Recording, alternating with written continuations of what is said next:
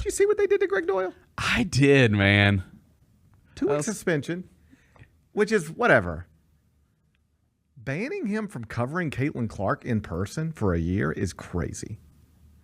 I think so too. I think so too. Listen, my thought on that whole situation, even when it happened, was, and we talked about it a lot. It was weird. It was uncomfortable.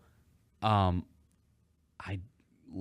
don't think that the guy did anything wrong. He did things he shouldn't have done. Yeah, they were not malicious. They were not. I don't think his poorly intentions. intended. Yeah, his intentions were not bad. It came across awkward and uncomfortable, and he should realize, dude, that's weird. You're acting weird. He does realize that. Yeah. I talked to him. He understands this. Yeah.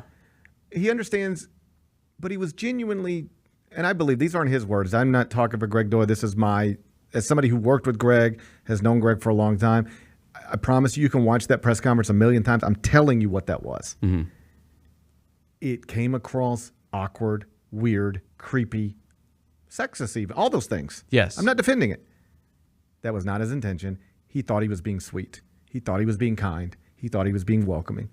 He had just a total blind spot for this is not coming across the way I think it is. Mm-hmm. All right? And for that, there's a price to pay. And he's paid it. He's embarrassed. Yeah. He's been public humiliation. He's been publicly humiliated. Yes. All right?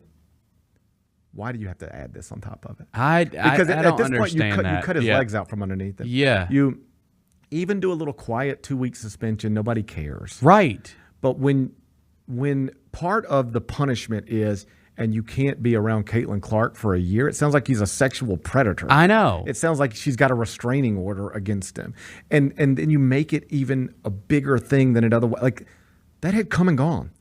We'd moved on. When I did talk to Gregg and he was down and I was trying to make him feel, not so down, I said, buddy, they'll be give us 36 hours and we'll find somebody else to make fun of.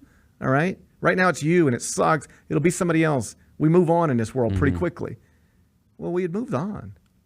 And for them to then very publicly say, oh, and the reason this is like the columnist in Indianapolis.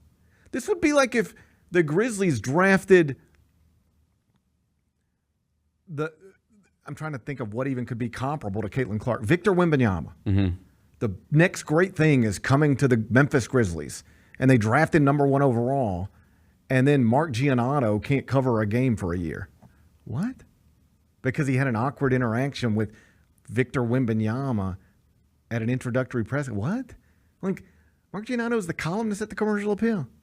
He needs to be at Grizzlies games. Gregg Doyel is the columnist in Indianapolis, and Caitlin Clark is they're going to start chartering WNBA flights now for all teams, right? Because of Caitlin Clark. She did that. She's the reason they're doing this. They won't say that, but the amount of attention and money she's bringing to this league is why they're quite literally changing the way they do things. Mm-hmm. All right? And now you can't, you're the columnist. This person who's changing women's sports is now the biggest sports figure in some ways in your city, and you can't cover her for a year? What? I didn't get that. It seemed like overkill. And you also damage your highest profile employee. You make him look even worse than he looked before. Mm-hmm. For what? Nobody was asking for this. That's the other thing. It wasn't like there was some online petition. Fire Gregg Doyel. Don't ever let him around Caitlin Clark again. This was over. You're just piling on at this point. I agree. You're not satisfying anybody. Nobody wanted this. Nobody was screaming. There weren't people going on TV and saying, they can't let Gregg Doyel around Caitlin Clark. They have to protect this young woman.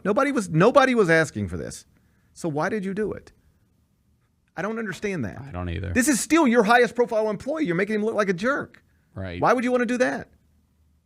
I don't understand it. I don't either, man. You didn't need to do this. No. He had taken his public beating. He had apologized. Sometimes what comes hand in hand with situations like this is enough of a punishment. And being publicly humiliated, clowned, dragged, felt like enough of a punishment for me. If you want to take away 2 weeks' pay too, whatever, do that. But this whole can't cover her. Come on, you can't. It makes him sound like Drake. Yeah. What are we doing? Let's keep Drake away from Caitlin Clark. All right. That's what we really need to do, is keep Drake away from Caitlin Clark. We living in a world now where Drake can show up and sit courtside at an Indiana Fever game, but Gregg Doyel can't? Is that really where we're at? Do we need to get Kendrick involved? No. Unnecessary. I can't defend the interaction. I can only explain it to you. I can't defend it. It was goofy and creepy and awkward and uncomfortable. I can't explain it to you. He wasn't trying to be those things, and he's not those things. He was trying to be nice and kind. That's what he thought he was being, and it came across the way it came across, and he got dragged for it. He took a beating for it. That should have been where it stopped. To do this, then it's just you're piling on a guy who actually works for you, and now you put him in a place where he's compromised. He can't do his job the way he should be doing his job, at least for a year, so he's compromised, or you're either putting him in a position where he now needs to find a new place to work. What are we doing? Tough. The Gary Parrish Show, live weekdays at 10 a.m.